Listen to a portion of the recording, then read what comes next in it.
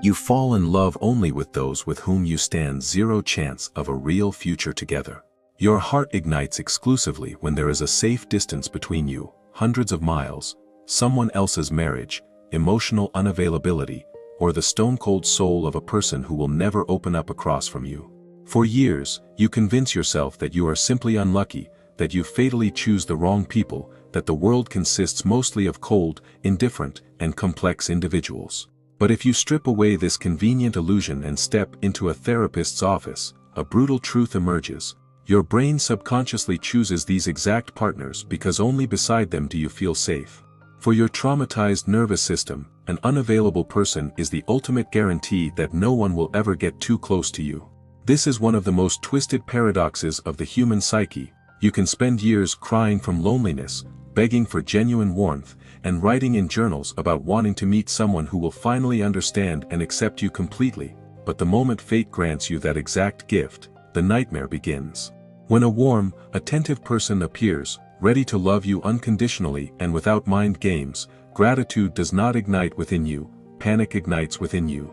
A raw, primal, paralyzing panic. The very love you dreamed about for so long suddenly begins to feel not like a sanctuary, but like a suffocating trap you must escape at all costs. Your brain instantly triggers its algorithms of self-defense and sabotage. You begin feverishly searching for flaws in this person.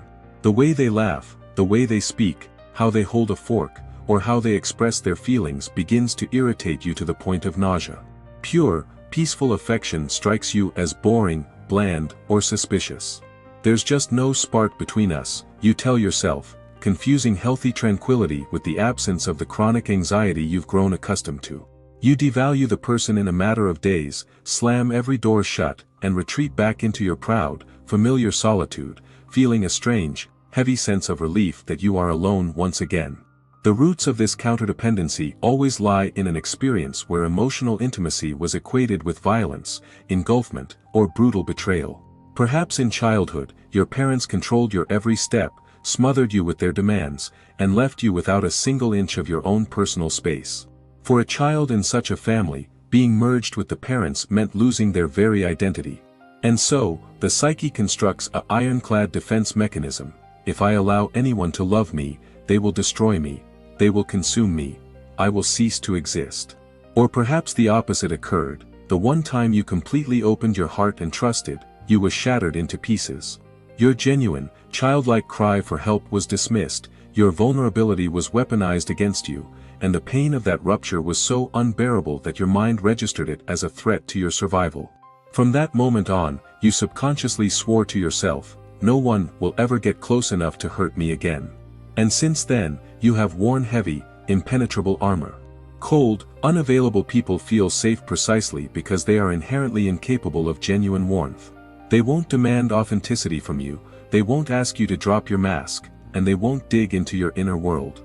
The idealized image of a person at a distance grants you a safe illusion of love. You can pine away, write poems, and grieve from afar, but you never have to face real daily life, real compromises, or real emotional exposure. You are not in love with the person, you are in love with the safe distance between you. You become trapped in a loop of chronic self-sabotage. Every time a relationship crosses into real intimacy, your nervous system reads it as a code red. You start inventing conflicts out of thin air, disappearing without explanation, turning cold in an instant, or pulling emotional stunts just to force your partner to push away from you. You destroy the very thing you prayed for, then sit among the ruins and tell yourself, see, I knew relationships were just pain, and no one can be trusted. It is a classic self-fulfilling prophecy that allows you to remain in your familiar, albeit painful, safety zone. The core therapeutic insight is that your counterdependency and your flight from intimacy are not your fault, nor do they mean you lack a heart. This is a childhood survival strategy frozen in time. Inside you, there still lives a small, terrified child who is convinced that love is a trap where she will inevitably be broken. You are so used to defending yourself against engulfment and betrayal that you mistake genuine care for control, and a sincere desire to be near you for an invasion of your freedom. Escaping this prison does not begin when you find the ideal partner, but when you dare to face your own terror of being truly seen. True courage for you right now is not another escape into cold autonomy, but the ability to sit with your own anxiety when someone sincerely reaches out to hold your hand. To allow yourself to stay, to refrain from running at the very first wave of panic, to risk being imperfect, vulnerable, terrified, but alive. Your armor saved your life once, that is true. But today, it is preventing you from living. The world will not collapse and your identity will not dissolve if you finally allow someone to melt the cold and touch your soul.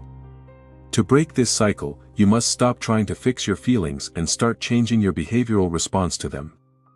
When the familiar surge of panic hits and your mind urges you to run, nitpick, or create distance, recognize it for what it is, a false alarm from a hypervigilant nervous system.